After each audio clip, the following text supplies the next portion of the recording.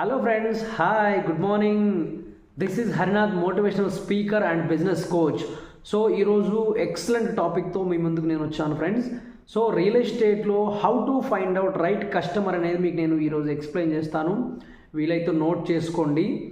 By the way, సబ్జెక్ట్లోకి వెళ్ళే ముందు నా ఛానల్ని మీరు ఎవరైనా సబ్స్క్రైబ్ చేయకపోతే దయచేసి సబ్స్క్రైబ్ చేయండి, షేర్ చేయండి, లైక్ చేయండి ఫ్రెండ్స్, మర్చిపోవద్దు. సో లేట్ చేయకుండా సబ్జెక్ట్లోకి వెళ్దాం. చాలామంది రైట్ కస్టమర్ని ఫైండ్ అవుట్ చేయలేకపోతున్నారు. ఎందువల్ల మిస్టేక్స్ ఏంటంటే, ఫస్ట్ మనం కస్టమర్ దొరకంగానే ఏం చేస్తామంటే డైరెక్ట్ సైట్ తీసుకుని వెళ్ళిపోతున్నాం. సో అలా కాకుండా బిఫోర్ సైట్ విజిటింగ్ మనం ఏం చేయాలంటే డెమో ప్లాన్ చేయాలి.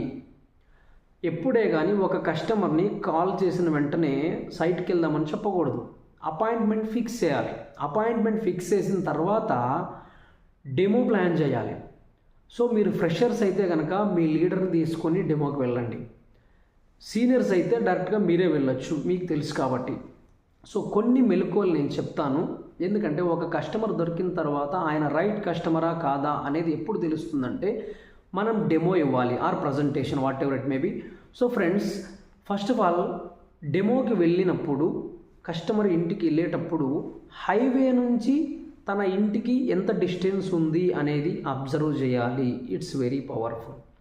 అండ్ సెకండ్ వన్ వచ్చేసి కస్టమర్ ఇంటి ముందు ఎన్ని ఫీట్ల రోడ్డు ఉంది, అది కూడా చాలా ఇంపార్టెంట్.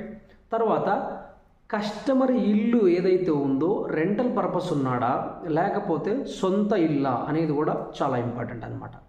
దాని తర్వాత కస్టమర్ శాలరీ ఎంత, ఆయన ఏం చేస్తున్నాడు, వాళ్ళ మిస్సెస్ ఏం చేస్తుంది పెళ్ళి అయితే, లేకపోతే పిల్లలు ఏం చదువుకుంటున్నారు, వాళ్ళ ఏజ్ ఎంత, ఇవన్నీ చాలా ఇంపార్టెంట్ ఫ్రెండ్స్.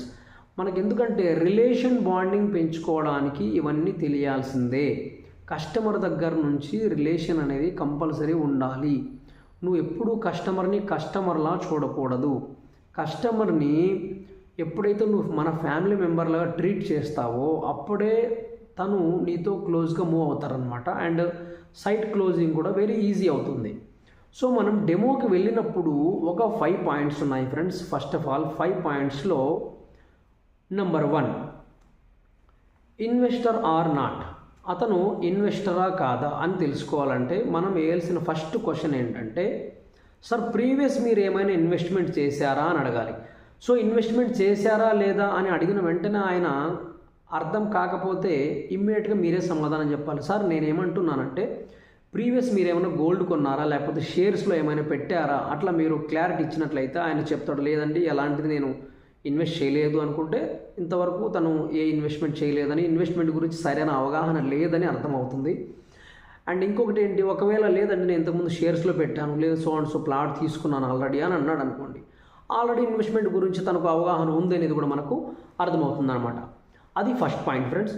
సెకండ్ పాయింట్ వచ్చేసి బడ్జెట్. సో ఈ బడ్జెట్ అనేది చాలా ఇంపార్టెంట్ అనమాట. సార్ మీరు ఎంత బడ్జెట్లో కొనాలనుకుంటున్నారు అనేది కస్టమర్ని మనం క్వశ్చన్ వేయాలి. సో అడిగిన వెంటనే మళ్ళీ కస్టమర్ ఏం చేస్తాడు, మళ్ళీ క్వశ్చన్ మార్క్ ఫేస్ పెడతాడు. అదేంటి అప్పుడు డబ్బులు అడుగుతున్నాడు అనే ఫీల్. మనం వెంటనే మేల్కొని, సార్ నేనేమంటున్నానంటే మీ బడ్జెట్ ఎంతో చెప్తే మీ బడ్జెట్కు తగ్గట్టు మా ప్రాజెక్ట్లో ఎక్కడ మంచి ప్లాట్ వస్తుందో చూపించడం కోసం నేను అడుగుతున్నాను సార్. అంటే మీ అమౌంట్లో ఎక్కడ ఏ ప్లేస్లో ఇన్వెస్ట్ చేస్తే మంచి రిటర్న్స్ వస్తాయో ఆ ప్రాజెక్ట్లోనే మీకు ప్లాట్ ఇప్పించడానికి నేను ప్రయత్నం చేస్తాను, అందు గురించి మీ బడ్జెట్ ఎంత అని నేను అడుగుతున్నాను అనేది క్లియర్గా కస్టమర్కి మనం చెప్పాలి. సో అప్పుడు తను ఓపెన్ అయ్యి చెప్తాడు, సో నేను ఒక 20 lakhs పెట్టాలనుకుంటున్నాను సార్, లేదు 50 lakhs పెట్టాలనుకుంటున్నాను, లేదు 1 crore పెట్టాలనుకుంటున్నాను. ఇక్కడ కస్టమర్ ఎప్పుడైతే బడ్జెట్ చెప్తాడో మీకు వెంటనే వెలగాలి మైండ్లో, ఓకే 20 lakhs చెప్పాడు, సో అండ్ సో ప్రాజెక్ట్లో ఇన్ని స్క్వేర్ యార్డ్స్ అయితే ఈ కస్టమర్కి సెట్ అవుతుంది అనేసి మీకు ఒక ఐడియా రావాలి. చాలామంది ఏం చేస్తారంటే, మాకు వరంగల్ హైవేలో ఉన్నాయి, ముంబై హైవేలో ఉన్నాయి, తర్వాత విజయవాడ ఆల్ హైవేస్కి ఉన్నాయి సార్ అని చెప్తారు. అన్నీ చూస్తానంటాడు, కస్టమర్ ఏమీ కొనడు. ఎందుకంటే ఫర్ ఎగ్జాంపుల్ మన పెద్దవాళ్ళు ఒక సామెత చెప్తారు, ఏంటి, అక్కకు పెళ్లి చేసేటప్పుడు చెల్లిని చూపించకూడదు అని.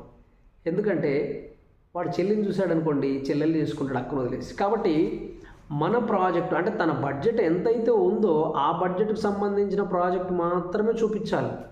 20 lakhs బడ్జెట్ ఉన్న కస్టమర్కి 40 lakhs బడ్జెట్ ఉన్నటువంటి ప్రాజెక్ట్ మనం చూపించినట్లయితే మనం లాస్ అవుతాం. నీ టైం వేస్ట్, నీ vehicle waste, customer time waste, పైగా నువ్వు కూడా నర్వస్ అవుతావు అనమాట. అంటే నాకు ఆ సైట్ క్లోజ్ అవ్వలేదని ఫీల్ అవుతావు. సో మరుసటి రోజు నువ్వు హ్యాపీగా మళ్ళీ రావడానికి ఆస్కారం ఉండదు. సో డిమోటివేట్ అవ్వడానికి చాలా ఛాన్సెస్ ఉంటాయి. కాబట్టి ఆయన్ని ఖచ్చితంగా బడ్జెట్ అనేది అడగాలి. అది second point friends. Third point వచ్చేసి హైవే ప్రిఫరెన్స్ ఏమైనా ఉందా. చాలామంది ఏంటంటే మాది వరంగల్ అండి, నేను వరంగల్ హైవేలోనే కొంటాను. మాది విజయవాడ అండి, మేము విజయవాడలోనే ఇన్వెస్ట్ చేయాలనుకుంటున్నాం, అక్కడ ఏమైనా ఉన్నాయా. లేదు మాది కర్నూలు అండి, మా బెంగళూరు హైవేలో ఏమైనా ఉన్నాయా, లేదు ముంబై హైవేలో ఏమైనా ఉన్నాయా. అట్లా చాలామందికి కొన్ని ప్రిఫరెన్స్లు ఉంటాయి. సో అది కూడా కనుక్కోవడం బెటర్ అనమాట.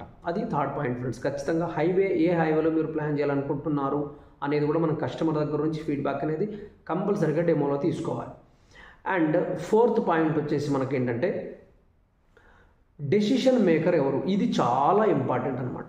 సో డెసిషన్ మేకర్ మనం తెలుసుకున్నట్లయితే క్లోజింగ్కి చాలా ఈజీ అవుతుంది.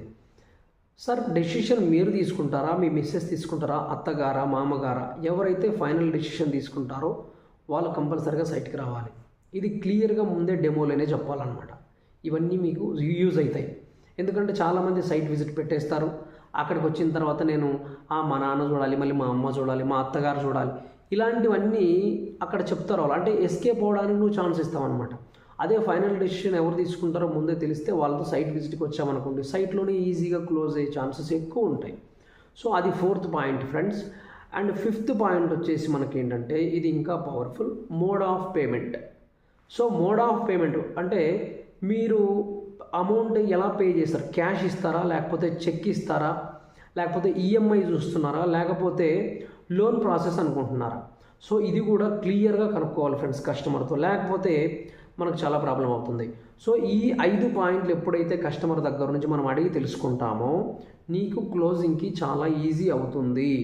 అంటే ఇవన్నీ క్లియర్గా చెప్తే ఆయన రైట్ కస్టమరా కాదా, ఇన్వెస్టరా కాదా అనేది మనకు క్లియర్గా అర్థమవుతుంది. ఇంటి దగ్గరే చెప్పేయచ్చు ఈ కస్టమర్ ప్లాట్ కొంటాడు లేదు అనేది నీకు అర్థమైపోతుంది అనమాట. నీ టైం వేస్ట్ అవ్వదు. సో అర్థమైంది కదా. నెంబర్ 1 పాయింట్ ఏంటంటే ఇన్వెస్టర్ ఆర్ నాట్, అంటే ప్రీవియస్ ఇన్వెస్ట్మెంట్ ఏమైనా చేశాడా లేదా అనేది నెంబర్ 1 పాయింట్. నెంబర్ 2 పాయింట్ ఏంటి, బడ్జెట్ ఎంత. సో ఎంత బడ్జెట్లో చూస్తున్నారు అనేది second point. And third point వచ్చేసి మీకు హైవే ప్రిఫరెన్స్ ఏమైనా ఉందా, ఏ హైవేలో కావాలనుకుంటున్నారు అనేది third point friends. And fourth point వచ్చేసి మనకు డెసిషన్ మేకర్ ఎవరు, ఫైనల్ డెసిషన్ ఎవరు తీసుకుంటారు అనేది. ఫిఫ్త్ పాయింట్ వచ్చేసి మనకు mode of payment. So payment ఎలా చేస్తారు అనేది. ఈ 5 పాయింట్లు మీరు కనుక కస్టమర్ దగ్గర నుంచి తెలుసుకున్నట్లయితే క్లోజింగ్ అనేది చాలా ఈజీ అవుతుంది. అండ్ మనకు రైట్ కస్టమరా కాదా అనేది కూడా డెమోలోనే అర్థమవుతుంది. ఇవన్నీ చేసిన తర్వాత కూడా క్లియర్గా చెప్పాలి, సార్ ఏ రోజు సైట్కి వెళ్దాం అంటే మీరు ఇచ్చినటువంటి demo or presentation whatever it maybe ఉందో మీరు కరెక్ట్గా ఇచ్చినట్లయితే కస్టమరే అడుగుతాడు, సార్ ఏ రోజు సైట్కి వెళ్దాము అని. ఒకవేళ కస్టమర్ అడగకపోయినంత మాత్రాన మీరు సరిగా ఇవ్వలేదని కాదు, మీరే అడగండి, సార్ సైట్కి ఈరోజు వెళ్దాం, డేటు అండ్ టైం పర్టికులర్గా కావాలి, అదే రోజు అదే టైంకి ఎప్పుడు వెళ్దాం అనేది కూడా తీసుకోవాలి. లేకపోతే కస్టమర్ ఏం చేస్తాడంటే సో అండ్ సో డేట్ వెళ్దామని చెప్తాడు, టైం చెప్పాడు. అప్పుడు ఏమవుతుంది, ఆ రోజు ఫోన్ చేస్తే లేదంటే అనుకోకుండా నాకు వర్క్ వచ్చేది నేను వెళ్తున్నాను అని ఏదో ఒక సాకు చెప్పేస్తారు. సో అలా కాకుండా మనం అక్కడే ఉండి మీ లీడర్కి కాల్ చేసి, sir so and so person దగ్గరికి నేను డెమోకి వచ్చాను, కస్టమర్ సో అండ్ సో డేట్కి సో అండ్ సో టైంకి వీళ్ళు ఫ్యామిలీ విజిట్ సైట్కి విజిట్ అవుతా అంటున్నారు. సో కాబట్టి షిఫ్ట్ ఆర్ 7 సీటర్ అంటే ఎంతమంది ఫ్యామిలీ విజిట్ అయితే పెద్ద కారు పెట్టాలా చిన్న కారు పెట్టాలనేది కూడా మనం అక్కడే వాళ్ళ ఎదురుగా స్పీకర్ ఆన్ చేసి కాల్లో మాట్లాడితే కస్టమర్కి అర్థమవుతుంది. Okay so and so person మన ఇంటికి వచ్చాడు, సో అండ్ సో డేట్కి నేను సో అండ్ సో కంపెనీలో so and so project visit చేయడానికి వెళ్ళాలి అనేది ఒక మైండ్లో ఆయన ఫిక్స్ అవుతుంది. చాలామంది ఏం చేస్తారంటే సండే ఉంటుంది సైట్ విజిట్, మార్నింగ్ 8 o'clock వరకు కస్టమర్ కాల్ చేసినా ఎత్తుతాడు, దాని తర్వాత స్విచ్ ఆఫ్ చేసుకుంటాడు, ఎందుకంటే వాళ్ళకు వేరే వర్క్స్ ఉంటాయి. సో అలా కాకుండా మనం డెమో ఇచ్చిన రోజే అక్కడే వాళ్ళని అపాయింట్మెంట్ ఫిక్స్ చేసుకొని ఏ రోజైతే సైట్కి వెళ్ళాలో టైము డేటు అన్నీ క్లియర్గా మనం వాళ్ళ ఎదురుగా మాట్లాడతామో వాళ్ళకు ఒక అవగాహన ఉంటుంది. సో ఈ పర్సన్ నా కోసం కార్ బుక్ చేశాడు కాబట్టి నేను కంపల్సరీగా సైట్కి వెళ్ళాలి అన్న తన పర్సనల్ వర్క్స్ ఉంటే కూడా పోస్ట్ పోన్ చేసుకొని సైట్కి రావడానికి ఛాన్సెస్ ఎక్కువ ఉంటుంది. సో ఈ మెలకువలని మనం ఖచ్చితంగా పాటించినట్లయితే గ్యారంటీగా మీకు సైట్ క్లోజ్ అనేది 100% అవుతుంది ఫ్రెండ్స్. బై ద వే ఇంకొకటి చాలామంది చేసే బిగ్ మిస్టేక్ ఏంటంటే చాలామంది కస్టమర్స్ మా ఫ్రెండ్స్ని తీసుకొని వస్తాము అని అంటారు. సో అప్పుడు క్లియర్గా చెప్పండి, సో కంపెనీ ఫ్రెండ్స్ని ఎంకరేజ్ చేయొచ్చు సార్, తీసుకెళ్లరు అలాగా. వాళ్ళని తీసుకెళ్లాలంటే వాళ్ళకు కూడా డెమో ఇచ్చిన తర్వాతనే సైట్ విజిట్కి ప్లాన్ చేస్తామనేసి చెప్పాలి. ఎందుకంటే ఈ టోకెన్ తెచ్చుకున్నారనుకోండి, వాడు కొనడు, కొనే వాళ్ళను కొననివాడు. సో కాబట్టి ఈ మెలకువలు మీరు ఖచ్చితంగా పాటించండి ఫ్రెండ్స్. గ్యారంటీగా మీకు సైట్ అనేది క్లోజ్ అయి తీరుతుందనమాట. సో మీకు ఇంకా ఏమైనా డౌట్స్ ఉంటే నాకు కాల్ చేయండి ఆర్ మెసేజ్ చేయండి కామెంట్ బాక్స్లో, నేను మీకు రెస్పాండ్ అవుతాను. సో నా నెంబర్ వచ్చేసి 9885597860 ఫ్రెండ్స్. మీరు ఎప్పుడైనా కాల్ చేయొచ్చు. సో టైంపాస్ కాల్స్ మాత్రం చేయకండి, జెన్యున్గా కాల్ చేయాలనుకుంటే ఏమైనా డౌట్స్ ఉంటే అడగండి, నేను మీకు ఎక్స్ప్లెయిన్ చేస్తాను. సో మరిన్ని వీడియోస్ కోసం నా ఛానల్ని సబ్స్క్రైబ్ చేయండి, షేర్ చేయండి, లైక్ చేయండి friends. Thank you so much.